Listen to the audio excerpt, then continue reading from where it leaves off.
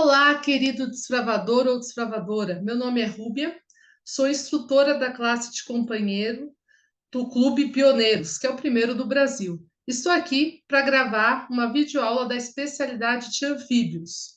Só para você entender, sou professora de Ciências, Biologia e Química, então vou falar um pouquinho de uma forma mais leve, tranquila, para que você consiga compreender os requisitos dessa especialidade. E se você não for desbravador e quiser estudar um pouquinho mais sobre anfíbios para sua prova, essa videoaula também serve para você. Vamos lá aprender um pouquinho mais desse grupo, desse filo dos vertebrados, dessa classe. Vou diminuir aqui a minha tela para a gente poder se concentrar melhor na parte que a gente vai discutir aqui sobre os anfíbios. Então vamos lá. Primeiro ponto importante que você deve gravar. Os anfíbios, eles fazem parte do grande grupo dos vertebrados. É a classe dos anfíbios. Nos vertebrados, eu tenho a classe dos répteis, eu tenho a classe das aves, dos mamíferos, e nesse grupo também nós entramos com os anfíbios. Todos eles possuem coluna vertebral e o esqueleto deles é interno, que a gente fala que é endoesqueleto. Para você poder entender, aqui tem algumas características básicas dessa grande classe. Primeiro, eles respiram pelo pulmão e pela pele, que é a respiração que a gente chama de respiração cutânea. Por respirarem pela pele, a pele deles, dos anfíbios, é úmida. Por isso que é muita maldade você tacar sal num anfíbio, como num sapo, numa rã. O sal, ele resseca e você afeta a respiração dele e ele sente dor nesse processo. Você, como observador, você não deve fazer isso. A gente tem que cuidar e preservar a natureza. A temperatura dos anfíbios, ela é variada de acordo com a temperatura do ambiente, então eles não mantêm a própria temperatura. Isso nós chamamos de pecilotérmicos e eles têm hábitos mais noturnos para justamente não serem predados facilmente. Eles têm um ciclo de metamorfose, então eles não nascem do jeito que você vê um sapo, uma rã, eles têm a fase larval, como é o do girino, e quando eles são uma larva, eles respiram que nem os peixes, pelas brânquias. Coração é dividido em três partes, só para você ter ideia, o nosso coração é em quatro e o coração deles é em três cavidades, em três partes. Podem ter fecundação interna ou externa, só que a maior parte do representante deles, que são os anuros, que não tem cauda, fazem fecundação externa, próximo da água. O anfíbio, a palavra anfi, significa vida dupla. Eles têm uma vida dupla porque eles são dependentes da água e, ao mesmo tempo, eles também são uma parte terrestre. E aqui nos anfíbios nós temos três ordens, que é a Chimnophiona, Urodelos e Anurus. Vamos aqui compreender um pouquinho de cada ordem aqui. Então, para começar, a ordem Chimnophiona, os representantes são as famosas cobras cegas. É como se fosse um piolho de cobra enorme, só que é um anfíbio que tem esqueleto e tudo mais. Eles ficam em abrigos subterrâneos, às vezes quando você está escavando um terreno ou preparando uma área para fazer uma fogueira, um fogo tacota, por exemplo. Você pode ser que você encontre esse anfíbio na parte subterrânea ao você escavar. Eles não têm pernas, por isso que nós chamamos eles de ápodes. Vivem enterrados e próximos a ambientes aquáticos. São conhecidos como cobras cegas, cecílias ou poiacicas, são o nome desses representantes. E aqui a imagem, ó, você perceber, ele chega a ter um rosto, mas não tem a parte ocular desenvolvida, por isso que vai ser chamado de uma cobra cega. E a fecundação deles, a maneira que eles se reproduzem é internamente. Então é isso que você precisa saber dessa classe. A próxima classe que você deve aprender são a das salamandras, que é o grupo Urodela. Urodelas são anfíbios que são alongados, eles parecem muito com lagartos. A única diferença é que lagartos são répteis, pele seca, e anfíbio ele tem a pele úmida, e os membros também têm a diferença. Os lagartos eles têm os membros traseiros bem maiores, enquanto os anfíbios eles têm o membro mais proporcional. Mas faz lembrar. Aqui as salamandras, elas vão ter a cauda para poder se locomover e os membros também. E elas têm cores variadas. Normalmente, essas cores servem de alerta se tem veneno ou não. Por isso que a gente tem que tomar muito cuidado. Uma coisa interessante, apesar de eles se reproduzirem internamente, não tem acasalamento, porque o macho ele não tem a estrutura masculina que a gente chama de pênis, não tem. Ele simplesmente ele pega o sêmen dele e aproxima da fêmea para poder haver a fecundação, mas não tem nada de penetração no relacionamento deles. E aqui são os nosso grupo que essa especialidade de anfíbios mais vai discutir, que é o grupo onde tem o sapo, a rã e a perereca, que são os anuros. O que significa a palavra anuros? São anfíbios sem cauda, a ausência dela. Tem três representantes, que é o sapo, a rã e a perereca. O corpo é adaptado no salto e todos eles vão ter fecundação externa. O encontro do óvulo com o espermatozoide, que são as células sexuais, acontece na água, não acontece dentro do corpo da fêmea. A fêmea não fica grávida. Eles fazem todo o ambiente preparado para haver essa fecundação. E eles vão ter fase larval. Então, para você poder compreender um pouquinho mais, como é que eu posso diferenciar um sapo de uma rã de uma perereca? Tem algumas pistas. Por exemplo, o sapo ele vai ter uma pele mais grossa e enrugada. Fora isso, perto do olho, aqui, ele vai ter uma glândula de veneno, aqui próximo ao olho, aos olhos. Justamente para que quando ele for ameaçado, ele esquiche esse veneno no predador. Se cair nos nossos olhos, pode até causar uma cegueira, dependendo do nível de concentração do veneno. As pererecas, elas conseguem subir, se grudar em árvores, em paredes. Por quê? A ponta do seu dedo dos seus membros, tem cola, que a gente fala que são lâminas adesivas.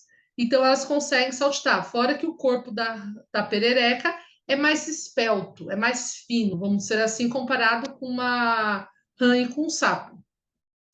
E as rãs, elas normalmente são maiores, a pele delas é mais lisa, o sapo tem a pele mais toda enrugada, e nos membros traseiros dela a gente pode perceber membranas. É assim que você vai diferenciar elas. O rosto é mais largo também, é uma outra característica que você pode ver. Vamos aqui continuar aprendendo sobre esse grande grupo. Deixa eu só ocultar aqui a minha barra de ferramenta para não atrapalhar. Pronto. Vou ficar só com o meu videozinho aqui. Então, como é que eles se defendem? Normalmente, os anfíbios, eles são pequenos. Existem salamandras gigantes que não são aqui do Brasil. Por exemplo, na China, tem salamandras que podem chegar até 1,5 m. Mas aqui no Brasil, a gente não tem esse grupo. Normalmente, os anfíbios, eles são de porte pequeno. Então, para eles poderem se defender dos predadores, nós temos o caso dos sapos, que têm as glândulas de veneno nas laterais, perto da vista, para eles poderem atacar e espantar o predador. Nós temos a técnica de camuflagem, que está representada aqui nesse slide. Eles se camuflam no meio da folha, da grama, com a coloração da pele, para que nenhuma ave, por exemplo, os notem e os capturem. E tem alguns que alertam: quanto mais colorido na natureza, pode ter certeza, normalmente é perigoso. Então, essas cores diversificadas a gente chama de cores apossemáticas. O que isso indica? Que na pele deles vai ter veneno. Muitos indígenas colocam a ponta da flecha na pele para poder extrair esse veneno e poder atacar quem invade a sua terra e assim matar. Dependendo do nível de veneno que foi extraído, pode levar, sim, um ser humano a óbito. Ele pode morrer se for atingido por esse veneno. Então, você acha que um animal vai lá, vai ver aquele anfíbio todo lá brilhante e ele vai pensar, opa, vou comer? Não, ele vai fugir, nem vai se interessar, porque sabe que se mastigar esse animal, ele vai morrer envenenado. Então, são características de defesa desse grupo. Aqui a gente vai ver um pouquinho do ciclo de vida deles. Então, como eu falei, na reprodução deles, vou colocar aqui minha imagem. A reprodução deles, deixa eu aumentar aqui só um minuto. Ó, presta aqui atenção, vamos olhar aqui para o slide. A reprodução deles é externa. A fêmea não fica grávida. O ser humano tem reprodução interna, a fêmea fica grávida, a mulher fica grávida. Mas os anuros não têm isso. No caso dessa ordem, não vai ter isso. Então, o que acontece? Eles vão se aproximar perto de um lago, de alguma coisa perto da água, e eles vão ficar fazendo movimento que o macho vai liberando espuma e a fêmea também vai liberando espuma. Nessa espuma que eles vão liberar, vai ter tanto o espermatozoide do macho como o óvulo da fêmea. E nesse ambiente, nessa gosma que eles vão fazer do atrito deles, o espermatozoide vai encontrar com o óvulo e assim vai formar aqui a fase deles de reprodução. Então, o sapo tudo ele vai encontrar a fêmea, ou a rã, ou a perereca, todos eles têm o mesmo tipo de reprodução, vão fazer o acasalamento externo, que eu acabei de explicar aqui, e o espermatozoide e o óvulo vão ser fecundados externamente, a fêmea não ficará grávida. Daí, no ambiente, por que eles dependem da água? Porque esses ovinhos não é que nem da ave, que tem casca, como o ovo. Esses ovinhos, eles são gelatinosos, eles não têm casca. Então, se forem deixados na areia, vão secar e vão morrer. Por isso que o anfíbio ele depende de estar próximos a rios e lagos, justamente para ele conseguir se reproduzir. Daí os ovinhos eles vão se desenvolvendo e eles vão virar aqui, ó, o que a gente conhece de girinos. Se um dia você estiver fazendo caminhada e você vê uma poça, você pode tentar parar e ver se você localiza girino. Girinos, eles têm cauda, uma longa cauda e uma cabeça. Parece até um espermatozoide. Visto no microscópio, mas a olho nu, mas é já um anfíbio em desenvolvimento. Daí o girino, ele vai crescendo e ele vai começando primeiro a desenvolver a parte da cabeça dele, os olhinhos, vão nascendo os olhinhos. Depois, o girino, ele começa a criar os membros. Primeiro são os membros traseiros, da frente. E quando está quase próximo a um anuro, que é um sapo, uma rama perereca, a sua cauda começa a ser eliminada, até que ele perde ela totalmente, ficando na fase adulta. Então, esse é o ciclo deles. Eles têm uma metamorfose, eles têm uma transformação, até atingir a fase adulta. Vamos aqui. Qual que é a importância dos anfíbios? Primeiro, os anfíbios, eles são bons indicadores de qualidade ambiental. Como assim? Aonde tem anfíbio quer dizer que a natureza não está poluída. Como eles dependem muito da água, se a água é poluída, eles vão morrer com a poluição da água. Então, eles só conseguem se reproduzir em água limpa, em água que não está contaminada pelo esgoto. Por isso que eles são indicadores ambientais do ambiente, por justamente serem sensíveis à poluição. São predadores de invertebrados, ou seja, eles gostam de comer insetos, aracnídeos, em geral, larvas. Então, eles controlam pragas. Quando tem uma grande catástrofe que mata os anfíbios, você pode ter certeza que uma epidemia, de, por exemplo, da febre amarela, da dengue, está aí, porque não tem predador que o controle, porque não tem anfíbio. Normalmente, eles que fazem o controle dos mosquitos e de pragas em geral. São a base alimentar de répteis, então, assim como eles também comem outros animais, eles também são comidos na cadeia alimentar. Então, alguns animais, répteis, aves, mamíferos, também utilizam eles como alimentação, lógico. Eles não vão comer esse anfíbio aqui colorido, mas os outros anfíbios têm que usar a técnica da camuflagem para não ser predado, para não ser comido, porque senão vai virar alimento para outro predador. Por isso que a gente tem a importância econômica. Os anfíbios eles devem ser preservados para a gente poder controlar as epidemias, principalmente por mosquito, febre amarela, dengue. Tudo isso o vetor está nos mosquitos. Controla o índice de escorpião, de aranhas. Também eles controlam. Olha aqui essa imagem. Esse anfíbio ele está até aqui comendo um escorpião amarelo. Então eles nos ajudam, na verdade. Você tem que preservar ele. Você não pode judiar de um anfíbio nem matar, porque ele te ajuda. Ele não vai ser um animal que vai sair correndo atrás de você para te fazer mal. Normalmente ele te protege.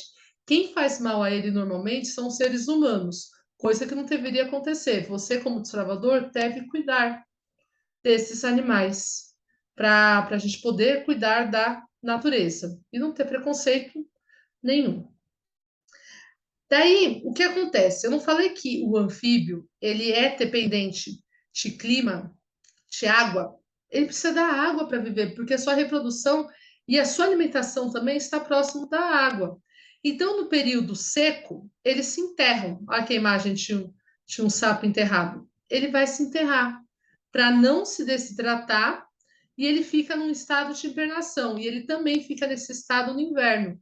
Porque na época fria, você pode até reparar, toda vez que esfria, a incidência de mosquitos, moscas diminui. Então, no frio, ele fica sem alimento. Então, ele fica em estado de hibernação, diminui as suas atividades para ele poder não morrer de fome. Quando volta, um ambiente favorável, daí ele sai desse estado latente de hibernação ou então sai da parte enterrada dele. Como é que eles vão se comunicar? Aqui na parte da garganta deles, que a gente fala que é a laringe, nós também temos a nossa laringe, eles também têm. É na laringe que sai a nossa voz, eles também.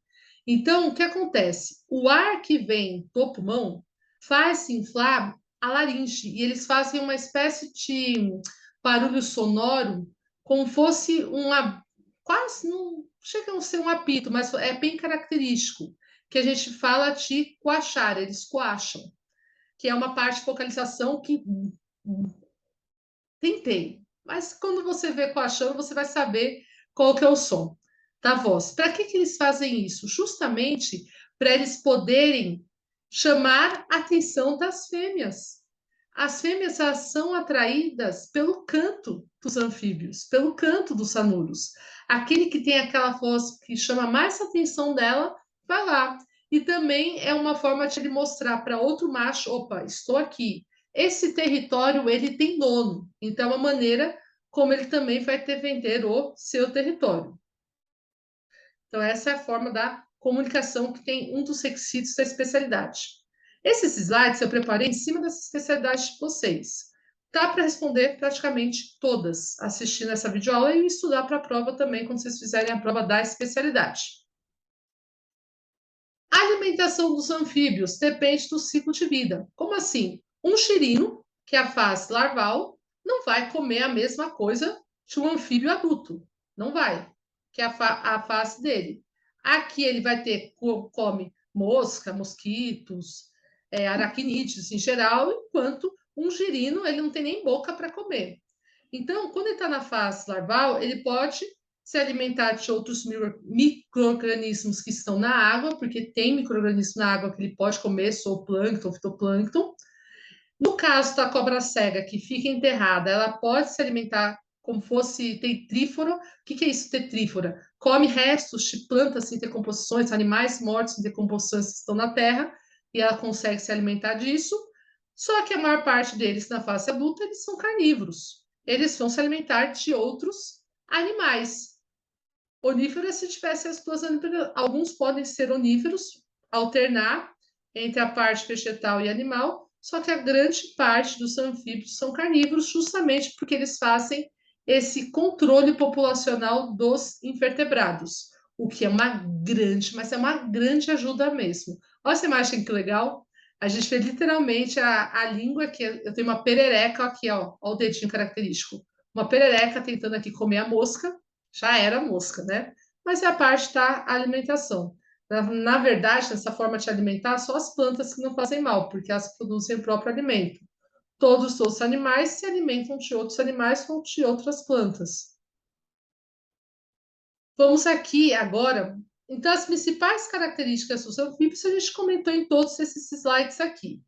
Para poder finalizar essa aula da especialidade de anfíbios e você poder ficar craque e também poder pegar os exemplos dos nomes na internet e montar o seu trabalho, vamos aqui pegar 10 anfíbios para você poder colocar no seu requisito do seu trabalho.